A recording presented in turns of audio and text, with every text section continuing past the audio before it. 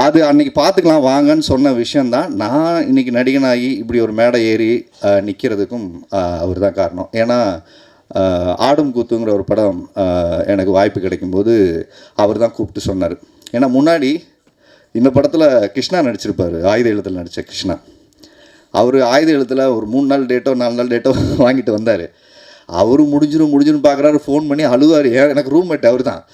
என்ன எடுத்துகிட்டே இருக்காங்க, முடியவே மாட்டேங்குது, what is this Mani sir scolding, அப்படி கால் பண்ணி டென்ஷனாக கத்திக்கினே இருப்பார். ரூமுக்குள்ள வந்துட்டு நாளைக்கு முடிஞ்சிடும்னு சொல்லி வச்சுருப்பாங்க. அதை அண்ணன் நாளைக்கு முடியாது, அவர் காலையில் விழுந்துட்டார். சார் மணி சார் இதுக்கு மேலே எல்லாம் தள்ள முடியாதுன்னு சொல்லிட்டு ஒரு வாரம் தள்ளி போயிட்டு கிளம்பி ஊருக்கு போயிட்டார்.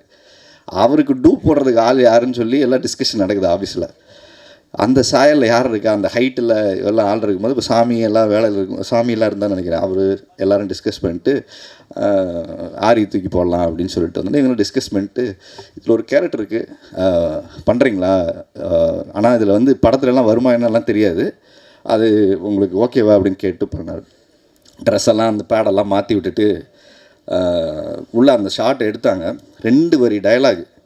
இன்றைக்கி நான் எல்லோரும் கொஞ்சம் நான் ஓரளவுக்கு நடிக்கிறேன்னு சொல்கிறாங்கன்னா அதுக்கு முக்கியமான காரணம் அன்னைக்கு நடந்த அந்த இன்சிடெண்ட்டு. கிரேட்டு, செம்ம இன்சல்ட். அந்த இடத்துல 2 வரி டைலாக் பேசிட்டு ஒரு ட்ராக் அண்ட் சாலிசட் அப்படின்னு நடந்து வரணும் அவரோட பேசிட்டு. என்னால் பண்ண முடியல, நடந்து வரேன், டைலாக் மறந்து போச்சு, என்ன பேசணும்னு தெரில. 1 டேக் போச்சு, 2 டேக் போச்சு, 3 டேக் போச்சு, இப்படி பார்த்தாரு.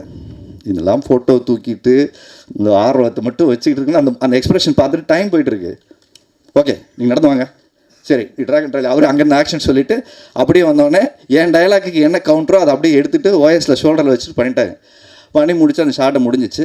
அன்றைக்கி டிசைட் பண்ணேன், ஃபோட்டோ தூக்கி வெளில வச்சுட்டு ஆஃபீஸ் போய் தேடக்கூடாது, முதல்ல நடிப்பு கற்றுக்கிட்டு தான் வேணும்னு சொல்லிட்டு தான் அப்புறம் கூத்துப்பட்டில் இருந்தவங்ககிட்ட நடிப்பு கற்று ட்ரைடர் பண்ணிவிட்டு வந்து இன்றைக்கி இந்த மேடை வரைக்கும் வந்திருக்குது. மிக முக்கியமான காரணம் அப்படி.